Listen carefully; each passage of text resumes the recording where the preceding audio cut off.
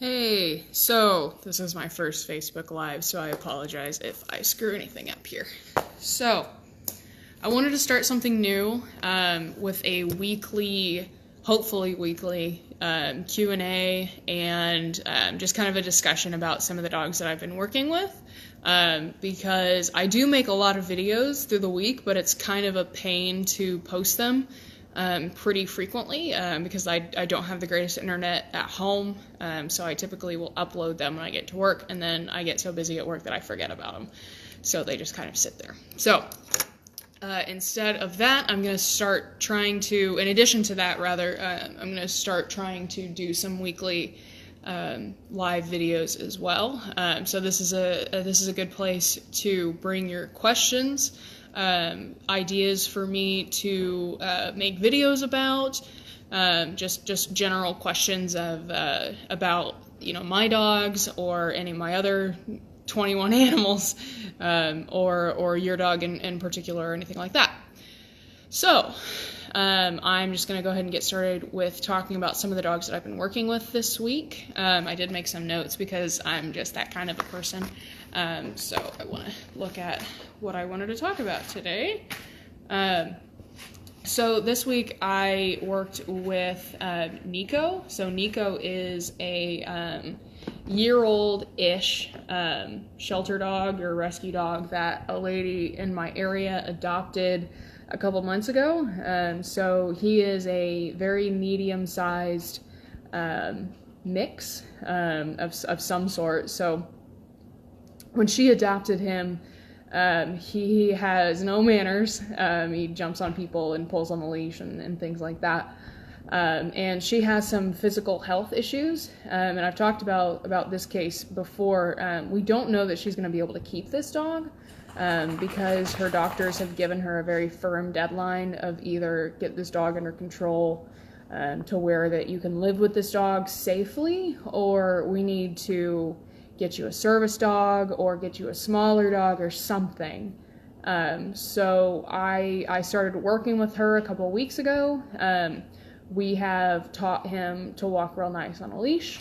So that was last week's lesson, was leash manners.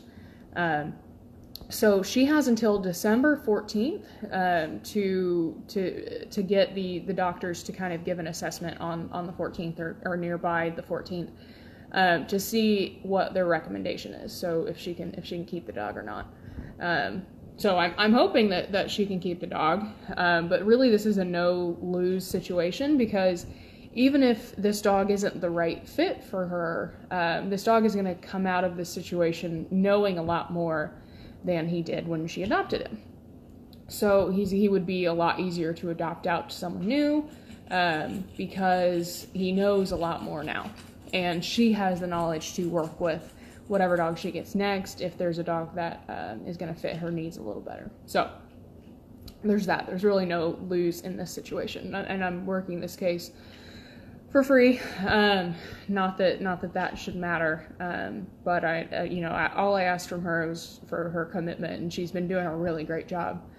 So this week we worked on his down command. So he has been doing okay with the down, but she has to use the hand gesture, the hand lure, to get him to lay down. The word down doesn't get him to do anything. And it was kind of important to make that distinction with her, because she was giving the hand gesture and the word at the same time. And that, when you do that with the dog will pick up on the hand gesture and not care about the word at all. So they'll learn the hand gesture before the verbal command. So I taught her to use the verbal command, wait a second, and then lure him if she needs to. And if she continues with that, then he'll start to learn just the verbal command and won't need the lure anymore. So we worked on that. And I also taught him the place command. So the place command is something I've talked about a lot, but it's one of the most important things that you can teach your dog, because it's really good for teaching the dog to be calm and also to stay in an area that you can supervise and they won't get into anything. And it's really great for teaching impulse control as well, because they can't get up off of that bed no matter what. So even if someone really interesting comes in the door, they can't get up. And that's why I started teaching this to Nico, because he has a tendency to jump up on people when they come in the door and just be overly excited. So in the meantime, I asked her to put him away in his crate if someone was going to come over, just because I don't want him to practice that bad behavior as we're addressing some other things in the household. So we taught him the place command, so she's going to work on proofing that this week. And then next week, I'm going to really start challenging that place command by like knocking on the door and coming in, going out, coming in, going out, all of those things. So he really develops a strong understanding of what that means. We also taught him not to jump. So you can teach a dog to stop jumping on people in about 3 seconds. But the way I like to do it is I like to spend the time developing a relationship with the dog, and not me personally, because it's not really going to benefit the dog for it to have a relationship with me, the trainer. I want to take the time to have the owner build a strong relationship with that dog, so that the owner is very important to that dog. So you can absolutely go at it and fix jumping in 3 seconds, but it's going to take a much stronger, firmer correction than it would if you took the time to have the owner develop a strong leadership relationship with the dog. And then you can give a correction. It doesn't have to be as firm, and it will go a lot longer. It'll go a lot farther. So you can give a slightly less firm correction, and you might only have to do it once instead of twice or 3 times if you just kind of do that right off the bat. So we address that. So hopefully that will kind of stick with him, and we'll see how he does this week when she's working with him. But she's been really great with him.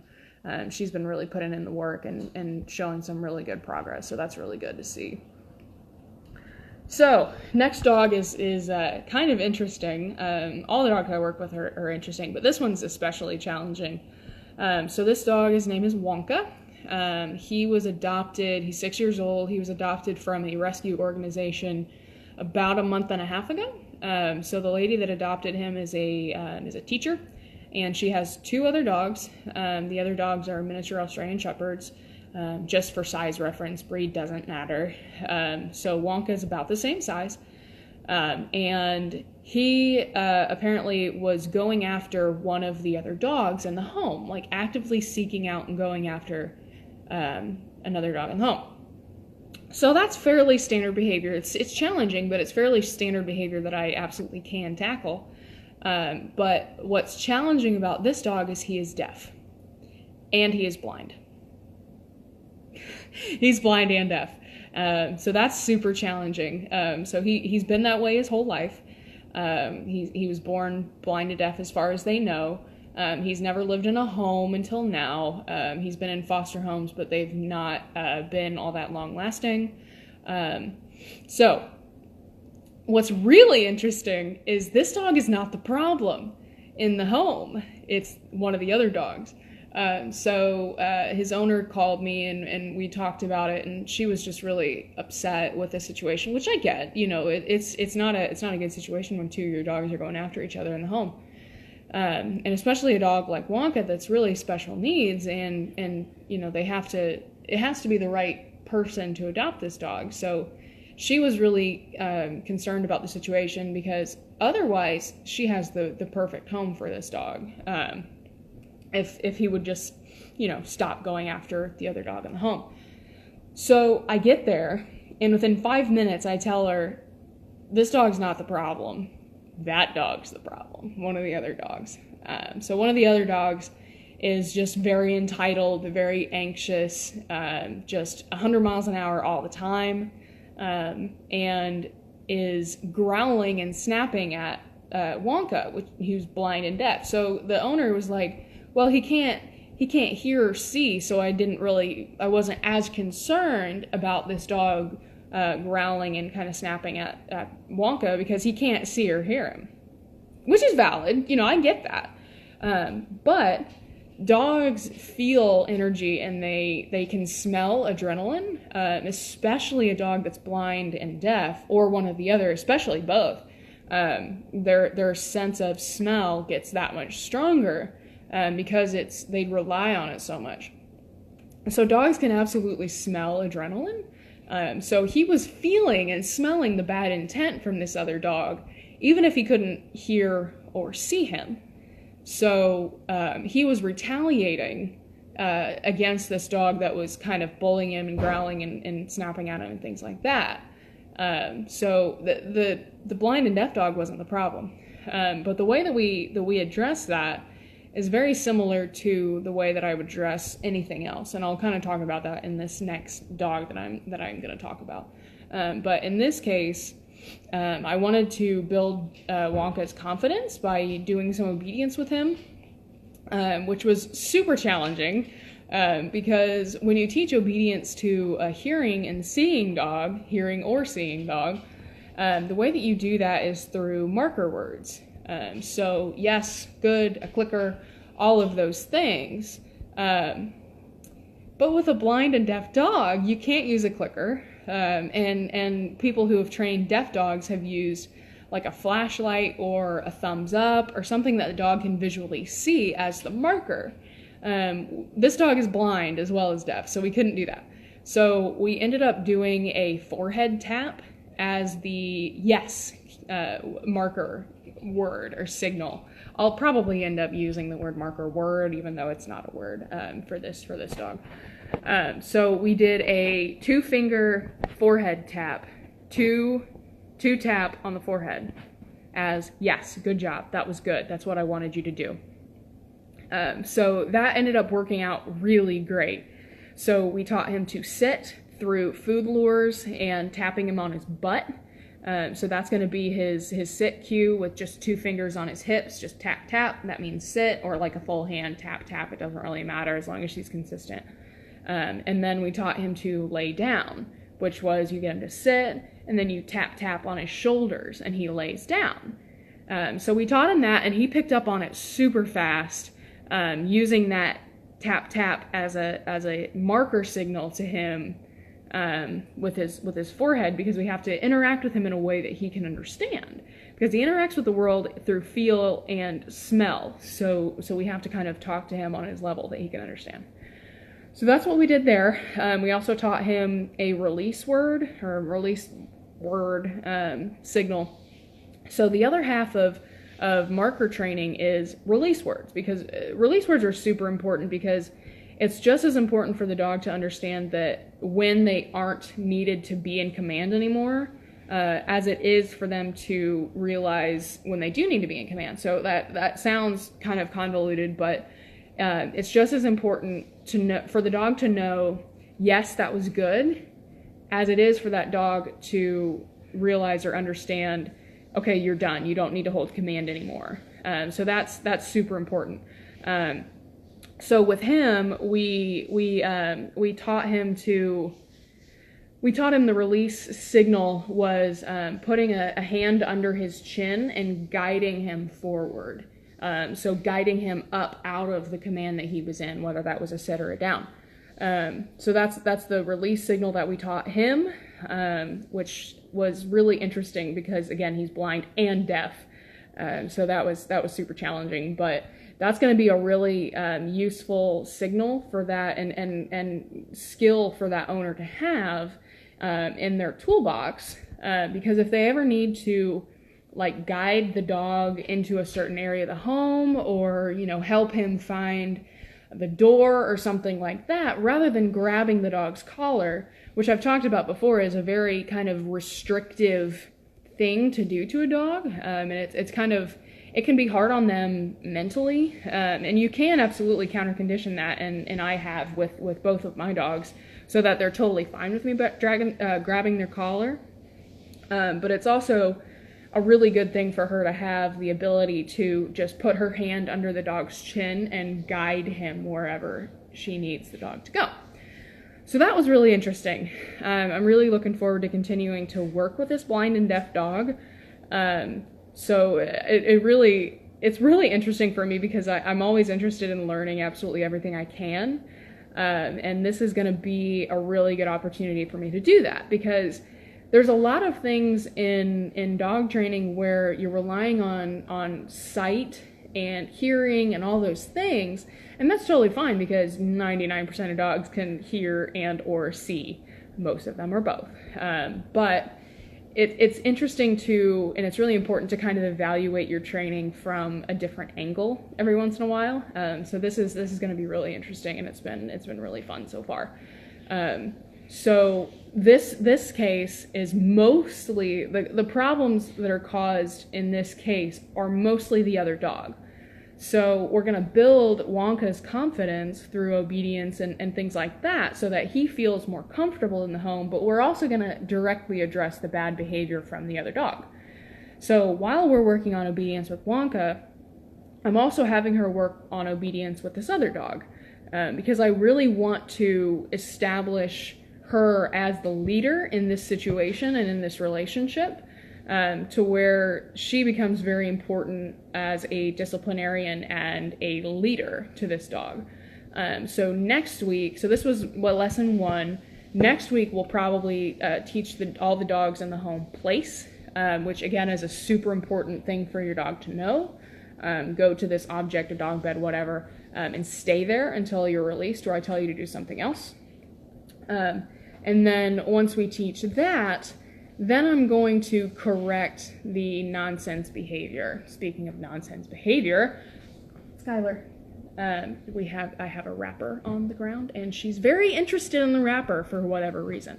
It came off of a pillow, so who knows? She's a nutcase. But anyway, so the way that I'm going to address the nonsense behavior in this other dog is probably with a bonker.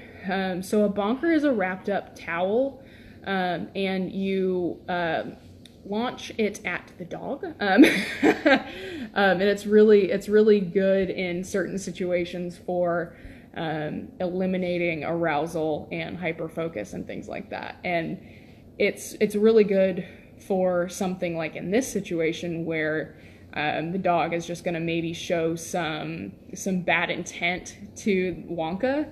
And rather than have the dog be dragging a leash, which he should be anyway in the home, but rather than having to walk up to the dog and give a leash pop, I would rather just kind of whiz a bonker at him and do it once and be done. But we'll see how that goes.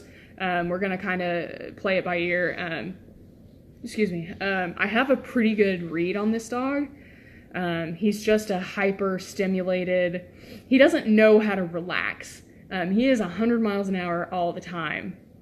And he also has some motion sickness in the car, which is also very indicative of an anxious, overly stimulated dog. So we'll work on that as well. So that'll be good. So it was just the first lesson today. Went really well. So we'll see how that goes from here. I'm really excited to work with this blind and deaf dog. And if there's any questions, please send them my way at any point. I'm more than happy to answer questions at any point in this. The next dog that I'm working with, so today I had 2 assessments. So the way that I typically do my training sessions is I offer a free 30-minute assessment where I bring some preliminary information to the owners and we talk about the situation. I get a read on the dog as much as I can, and we kind of lay out what the training plan would be if they decide to go with me. There's absolutely no obligation past the assessment, but I have gotten a lot of clients that way because a lot of people are concerned about forking over cash without talking to a human, and I get that. So I do a free 30-minute assessment, and then we go from there. But there were 2 assessments today back to back. Both had very similar issues. They're both having aggression and reactivity issues. One dog has bitten a neighbor child and now has to be out of the home. So we're potentially going to work with the landlord to let them keep the dog in the home while it goes through training, because otherwise they're going to have to send them to me for a board and train. And I don't mind doing board and trains. I really enjoy doing them. I haven't done a whole lot of them yet, but that's going to be one of the next conversations. But it's really expensive compared to one-on-one lessons.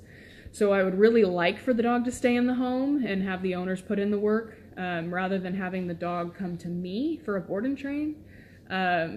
Because honestly, the best case scenario is the dog stays in the home and the owners can work through the issues on their own with my assistance. That's the best case scenario, but I don't know how that's going to work out because of the landlord situation. But we'll see.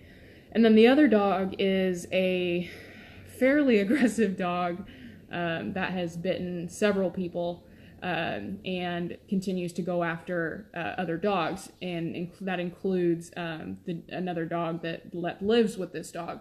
And this dog that's having the aggression issues is like 65 pounds, and the other dog in the home is a Chihuahua. So that's not good. That's not a good matchup for the big dog to be aggressive toward the little dog.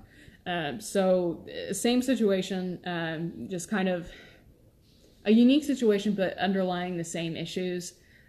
So we talked about that today. And honestly, I give the same preliminary information to everyone that I talk to within the assessment, because it's all the way that I approach any behavioral issue in the home is the same, regardless of what that behavioral issue is. So 99% of the time, most people that I talk to that are having behavioral issues with their dog are not giving that dog enough structure, and they're giving that dog way too much freedom. So, and I'm going to try not to go into the whole spiel, but if you give the dog the opportunity to make all their own decisions, they're going to make bad decisions because they're a dog. They don't know what a good decision and a bad decision is from a human perspective. They have no way to know that. They have no frame of reference. They're going to make the best decision that they can make in the moment, and that might be biting that other dog because they really want to. And that's not a good decision from a human perspective. And we don't want them to do that. But if we don't tell them that that's not acceptable, that's not an option, we can't fault the dog for doing what a dog naturally will do.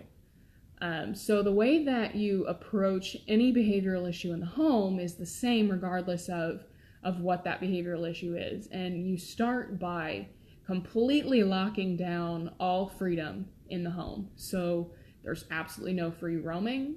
They're not allowed on the furniture. You give zero affection whatsoever. If they are loose in the home, which they shouldn't be in the beginning, but if they are for whatever reason, they have to be dragging a leash. So what does no free roaming look like? That means that if you are not actively working with the dog, they are in their crate or on place, in command all the time. So the reason that we do that, so they're not allowed on the furniture, obviously they don't sleep in the bed. That's a big one. Like this dog that's biting people is sleeping in their bed. Why? I'm not trying to shame or blame or judge anybody here. That's not my intent. But it's so easy to get so close to this issue and so wrapped up in the emotion of it that you don't see it clearly all the time. So if your dog is biting people, don't let them sleep in your bed. Because that's a huge privilege that dog has that they haven't earned. And they shouldn't be having that privilege if they're showing that severe behavioral issue. So you lock down all freedom, you absolutely take away all freedom, and they have to earn that freedom back. So the way that you earn the freedom back is you do really structured obedience, you do structured walks. That's a big one, is a structured walk. There's so much that you can accomplish on a nice structured walk. Even if you do absolutely nothing else, 90% of behavioral problems can be fixed or very severely improved. It can be improved. Words are failing me at the moment, but you can fix or improve behavioral issues even if you do absolutely nothing else but a nice structured walk every day. So there's that. You do the structured obedience. You do confidence building stuff for nervous dogs, whether that's place command on high surfaces or walking over different surfaces. You teach them different tricks and obedience things and make them absolutely earn everything in their life. And you have to be, as the owner, you have to be the most important thing to that dog. You have to be the source of absolutely everything good in that dog's life. You have to become very important to that dog, because, so an analogy that I give clients all the time is, think back to high school. So maybe you had a teacher, or college or whatever, you had a teacher that you really respected. You respected the opinions of that teacher. You really respected and admired that teacher. And then maybe there's another one that you just don't take seriously. You know, it's just like, whatever. You know, they don't really rank real high in your mind with respect. So if the teacher that you respect a lot goes, hey, that was wrong, don't do that again, I'm really disappointed in you. Like if you made a bad decision and that teacher reprimands you by just saying, hey, I'm really disappointed in you, I really wish you wouldn't have done that, that's going to go a lot farther than if the teacher that you don't take seriously says the same exact thing. Does that make sense? I hope that makes sense. So when you become very important to the dog, you don't have to give as firm corrections. You don't have to micromanage as much of their life, and a lot of things will get better without having to put a lot of effort directly addressing the behavioral issue. And we will address the behavioral issue directly, but not immediately. Because you can eliminate a lot of the behavioral issues that people struggle with. You can eliminate that fairly quickly by just correcting it. But when you do that, if you haven't taken the time to become very important to that dog, your corrections will have to be a lot firmer and a lot harsher if you just address it off the bat directly. So I prefer not to do that. There's some things that you just have to address right off the bat, or it's a danger, a safety issue. But if all possible, I like to really try to have the owner become very important to the dog before I try to do any sort of corrections. So there's that. So that's kind of the first step to addressing any behavioral issue in the home. And what's also super important about that is you have to do these things with every dog in the home, not just the one that has the behavioral issue. Because you don't want to develop any resentment between dogs in the home. Like, oh, he's allowed on the furniture, but I'm not. What gives? Like, that dog's out running around outside of his crate all the time, and I'm not. What's that about? You know, that's not fair. And I don't want to humanize dogs too much, but that stuff does happen. That really does. And that's also why, I've talked about this in the past, but that's also why that you should have the same rules for all the dogs in your household. You know, maybe that dog is allowed on the furniture, but that one's not. That's not really a good idea unless you're in the process of that other dog earning those privileges. So like, for example, Abe and Sky. So Abe is just kind of curled up next to me on my couch, and Sky is on the floor, curled up, just hanging out with me. So she is on the floor because she has not earned the privilege to just hop up on the couch with me. Abe has. So Sky can come up on the couch if I invite her. Abe can hop up on the couch with me without really being invited. There's a little bit of a wiggly line there. He can't just hop up on the couch if nobody's on there. He has to be invited up, or like if I'm sitting up here, he can climb up next to me and curl up next to me. I don't have a problem with that because he's not like mugging me for attention. That's not allowed. But Sky doesn't have that privilege yet. She hasn't earned it yet. So there's that. So you need to have consistent standards for all dogs in the home, unless one of the dogs is in the process of earning those privileges, if that makes sense. Okay, so the next stuff, I've got some new stuff coming up. So right now I'm running a special on my session package pricing. It's $50 off if you sign up in the month of December. Starting next year, it'll go back to normal prices. So if you're on the fence about booking with me, now would be an excellent time to get started. Also keep in mind that any of my clients are eligible to board with me like if you go on vacation, pending my availability, of course. But you can board your dog with me, not for free. There is a price associated with that, but your dog will be in a place where their training is continued, kept up on, and even advanced. So there's that. So if you ever want to board with me in the future, make sure you book something with me. The sooner the better, because only past clients or existing clients are eligible to board with me. So keep that in mind. With that, I've recently kind of come up with and built some new kennels out of my garage.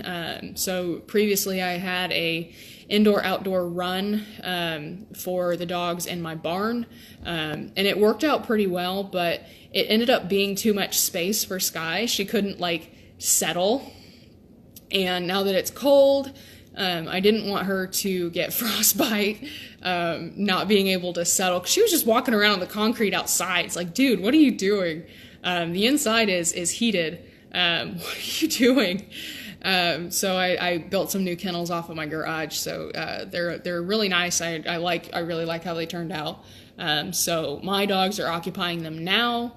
If I get other dogs in, I can kick my dogs out or find other accommodations for some dogs, because I just have a small bank of kennels right now. So with that, I'm in the process of developing a partnership with a local rescue. I'm working on kind of putting plans together to do a rotational board and train program where I bring a shelter dog into my home for a 3-4 week board and train, film absolutely everything, put it out on social media, try to find this dog an adopter, and then at the end of that 4 weeks, if I've made progress, or not, it doesn't even have to be 4 weeks, there's some period of time where I've made progress, that dog will either be adopted, sent to a foster home, or put back in the shelter so I can get another dog in. So I don't want to take the route of getting a dog in for training and then keeping that dog until it's adopted, because I could potentially be hanging on to a dog for a long time, and in that time I could have been helping other dogs from the shelter, but I can only have a few board and train dogs in at a time. So I'm working on that. Hopefully by the end of the month I'll have my first shelter dog board and train in. I have some time off over the holidays, so that'll be a good opportunity to kind of start working with that idea. I'm also looking at putting together just a kind of a commercial board and train. I don't have that listed as an option on my services page on my website right now, because I'm still in the process of forming that board and train plan. That's something that I hope to offer in the future. I'm really excited about doing something like that, because I can get a lot of social media content from it and help a lot of people through videos with the dog that's in my home, just like I do with my own dogs. So that'll be fun. That'll be good. I'm excited about that. I'm also looking at doing some semi-regular free community classes, or walks in parks and things like that. So that's something that I'm kind of looking at, because I really want to give as much free content that I can, that doesn't suck up a lot of my time, because I have a full-time job. I have another full-time job training dogs. I have way too many animals on my farm as well that I need to take care of. So the more efficient that I can be with my time, the better. So yeah, so that'll be good. And I haven't gotten any questions so far, which is fine. If you have any questions, now is a great time to ask them. Otherwise, if you're watching the replay of this later, you can absolutely put comments below, and I can respond to them or make a video or things like that. So I'll give it another 30 seconds or so, and if nobody has questions, I'll go ahead and sign off. But really, kind of back to the blind and deaf dog. I'm so excited to work with that dog. That's going to be so exciting. That's going to be super challenging and really exciting. So I'm really looking forward to that. Just seeing him pick up on the tactile forehead tap as a marker is super cool. So it'll be fun. All right. I have not gotten any questions. I don't think. I've never done a Facebook Live before, so Yeah, I don't think I've gotten any questions. So if you have any questions, let me know. Otherwise, have a good week.